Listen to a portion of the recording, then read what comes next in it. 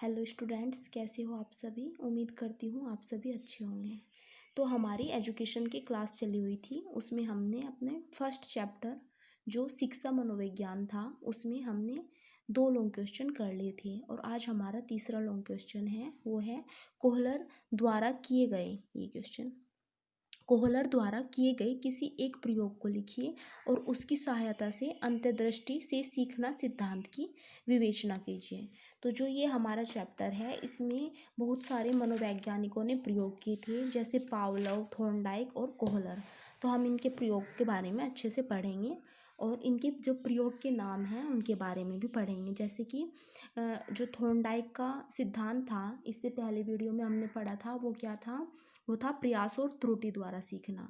और जो ये है हमारे ये कोहलर, इन्होंने किया था सूझ या अंतर्दृष्टि द्वारा सीखना। सूझ मतलब अपने जो दिमाग का प्रयोग करके किस तरीके से, मतलब हम सोच के किसी चीज़ में दिमाग लगा के, दिमाग का इस्तेमाल करके कैसे हम किसी समस्या को हल कर सकते हैं।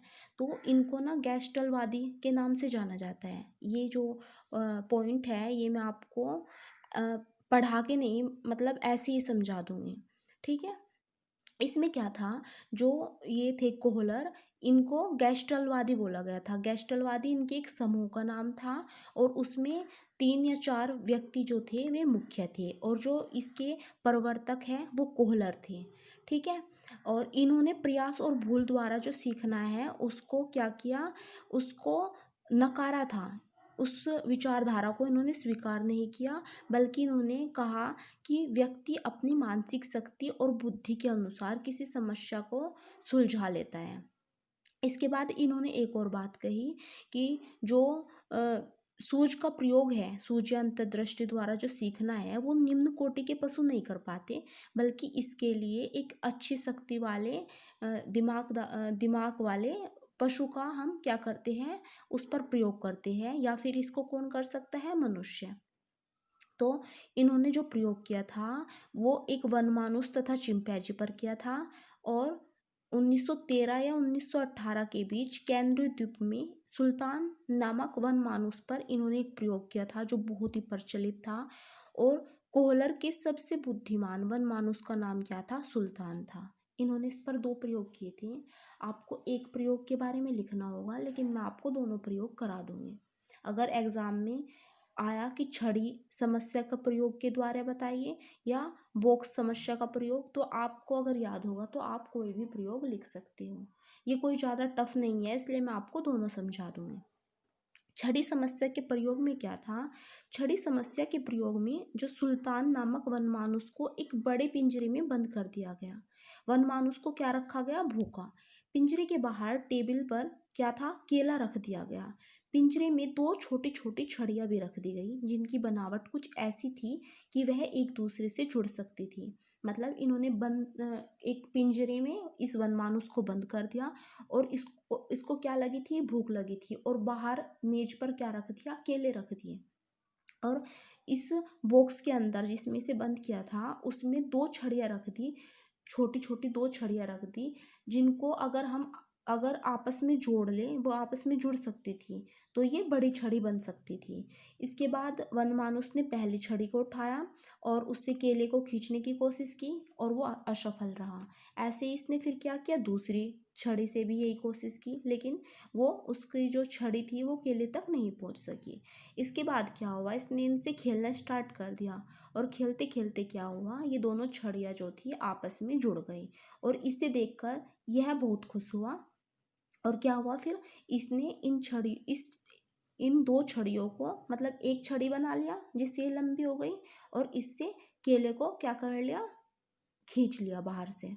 तो और फिर इसने केले से क्या किया, केले को खा लिया। और फिर दोबारा से अगर इसको अगले दिन यही प्रक्रिया करने को, मतलब इसी तरीके से पिंजरे में बंद कर दिया, 2 छड़ियाँ दे दी, तो इसने बहुत ही इजी तरीके से क्या किया, उन दोनों छड़ियों को जोड़ लिया और क्या किया, केलों को खा लिया।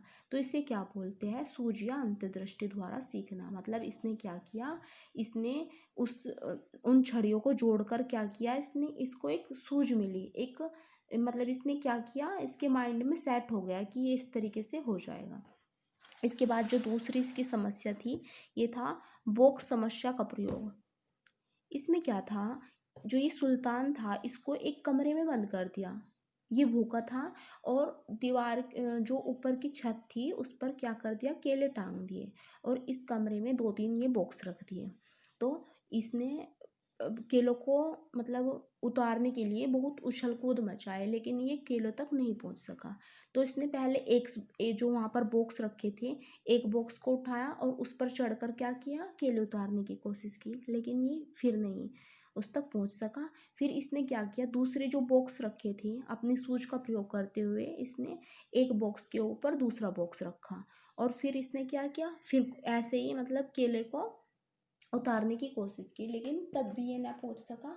तो इसने फिर जो तीसरा बॉक्स था उसको भी उन 2 बॉक्स के ऊपर रख दिया और बाद में क्या हुआ है, ये इजीली केलों तक पहुंच गया और इसने केलों को उतार लिया। तो ये क्या था, ये भी इसने मतलब सूझ का प्रयोग किया। तीनों बॉक्स को एक दूसरे के ऊपर रख के इसने क्या कर लिया, केले प्राप्त कर लिए। तो इसको क्या बोलते हैं, सूझ या अंतर्दृष्टि द्वारा सीखना। ये किसने किया था प्रयोग, ये किया था कोहलर ने। अब हम करेंगे जो विधि है इसकी विशेषताएं क्या क्या होती हैं। सूझ व अंतर्दृष्टि के फलस्वरूप संबंधित विषय वस्तु के प्रत्यक्षीकरण में परिवर्तन आ जाता है। सेकंड, सूझ के परिणाम स्वरूप पुरानी वस्तुएं एवं विषय एकाएक नवीन संगठन में प्रतीत होने लगते हैं। तीसरा क्या है, सूझ द्वारा संबंधित समस्या का हल एकाएक ही हो जाता है। अगर हम दिमाग का प्रयोग करेंगे तो जो हमारे सामने कोई प्रॉब्लम आई हुई है तो हम उसका हल भी निकाल लेंगे, सूझ का अगर प्रयोग करेंगे। इसके बाद इस विधि में शारीरिक योग्यता की अपेक्षा सूझबूझ का अधिक महत्व होता है। पांचवा पॉइंट है, जिस व्यक्ति या प्राणी का बौद्धिक स्तर जितना अधिक विकसित होता है उतनी ही सरलता से सूझ विधि को अपना सकता है, इसलिए पशुओं की अपेक्षा मनुष्य इस विधि को अधिक अपनाते हैं। मतलब सूझ का जो प्रयोग है वो पशुओं की अपेक्षा मनुष्य ज़्यादा अच्छे तरीके से कर सकते हैं, लेकिन पशुओं में भी कुछ पशु हैं जैसे कि चिंपैंजी और वनमानुस, ये क्या कर लेंगे, ये भी क्योंकि मनुष्य के इक्वल ही ये क्या रखते हैं, दिमाग रखते हैं, सूझ विधि रखते हैं, लेकिन निम्न कोटि के पशु इसको नहीं कर पाएंगे। इसके बाद आयु के साथ साथ सूझ व अंतर्दृष्टि का विकास होता है, इसलिए बच्चों की अपेक्षा वयस्कों में अंतर्दृष्टि अधिक पाई जाती है। इसको हम एक्सपीरियंस भी बोल सकते हैं कि जो एक्सपीरियंस है उसके द्वारा व्यक्ति क्या करने लगता है, जो प्रॉब्लम्स हैं उनको क्या करने लगता है, सोल्व करने लगता है। इसके बाद समय एवं अनुभव के साथ सूझ में भी विकास होता है, परंतु ऐसा नहीं है कि अधिक से अधिक अनुभव से असीम अंतर्दृष्टि का विकास हो जाए। अंतर्दृष्टि की भी एक क्या होती है, सीमा होती है। इसके बाद हम करेंगे ये, यदि किसी एक अवसर या परिस्थिति में कोई व्यक्ति सूझ विधि द्वारा किसी समस्या का हल कर लेता है तो उसके बाद उसे अन्य परिस्थिति में भी सूझ द्वारा सीखने में अपेक्षाकृत कम परेशानी होती है। अगर हमने कोई एक प्रॉब्लम को क्या कर लिया, एक पजल को हमने सोल्व कर लिया, उसके बाद हमारे सामने कोई और समस्या आई तो हम कहीं ना कहीं उस समस्या को पहली समस्या से जोड़कर क्या करेंगे, उसको हम सोल्व भी कर सकते हैं। तो इसको क्या बोलेंगे हम, अंतर्दृष्टि द्वारा सीखना।